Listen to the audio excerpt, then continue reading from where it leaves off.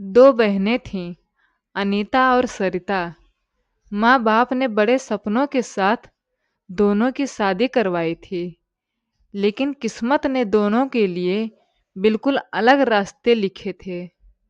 अनीता का ससुराल छोटा था, पर दिल बड़े थे। सास सुबह उठकर उसके हाथ की चाय पीती और कहती, बेटी, धीरे धीरे सीख जाएगी, घर तुम्हारा है। अनीता के चेहरे पर हमेशा मुस्कान रहती, पर दूसरी तरफ सरिता का ससुराल बड़ा था, लेकिन दिलों में जगह कम थी। सास हर बात पर ताना मारती, ये भी नहीं आता, तुम्हारी माई ने सिखाया ही क्या है। और सरिता चुपचाप सब सहती रहती। एक दिन दोनों बहनें मायके मिली। अनीता ने हंसते हुए कहा, सरिता, मेरे यहाँ सब बहुत अच्छे हैं। ये सुनकर सरिता मुस्कुरा तो दी, लेकिन उसकी आंखों में छिपे आंसू अनीता नहीं देख पाई। रात को सोते समय सरिता ने धीरे से कहा, दीदी, कभी कभी बड़ा घर होने से क्या होता है, अगर दिलों में जगह ही ना हो। अनीता ने उसका हाथ पकड़कर कहा, घर दीवारों से नहीं, अपनापन से बनता है। और तभी सरिता ने पहली बार सोचा, शायद माँ बाप हमारी किस्मत नहीं चुन सकते, लेकिन हिम्मत हम खुद तय कर सकते हैं।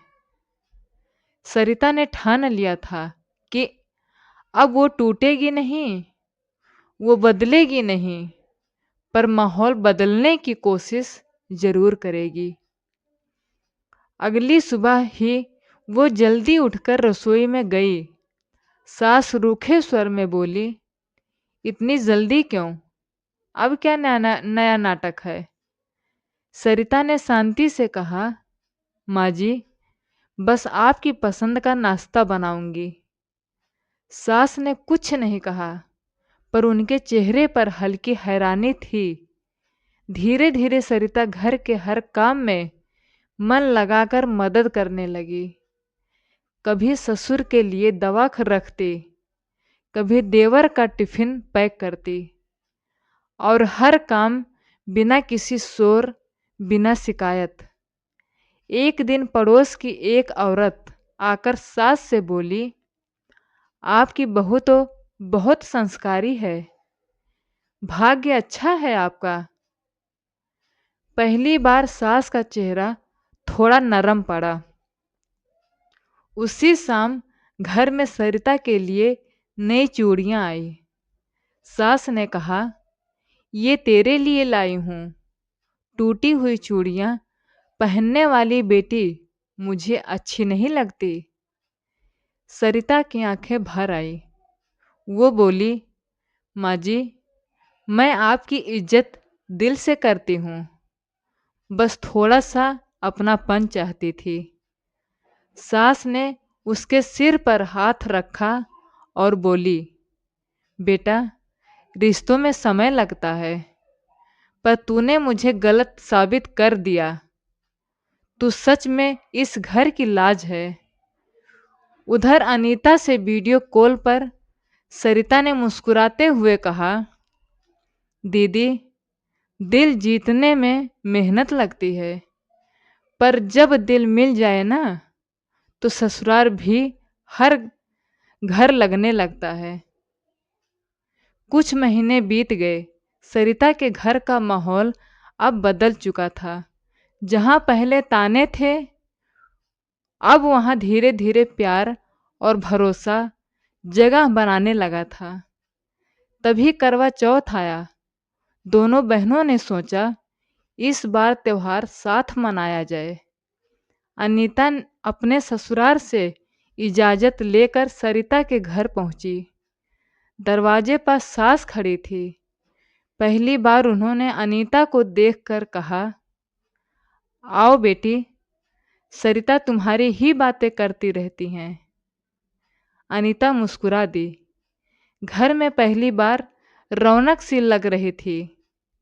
रंगोली, सुहाग का सामान, चूड़ियों की खनक। शाम को चाँद निकलने का समय हुआ। दोनों बहनें छत पर पहुंची। सास भी साथ थी। अनीता ने देखा सरिता की सास उसके पीछे चुपचाप पल पल्ला समेट कर खड़ी हैं ताकि उसका घूंघट हवा में ना उड़ जाए। सरिता ने धीरे से कहा, माँ जी आप? सास बोली, बेटा तूने मेरे घर को संभाला है, तेरी लाज मैं संभाल लूंगी। ये सुनकर सरिता की आंखें भर आईं। अनीता दूर खड़ी सब देख रही थी। उसे लगा जैसे दोनों बहनों की किस्मत अब बराबर हो गई है।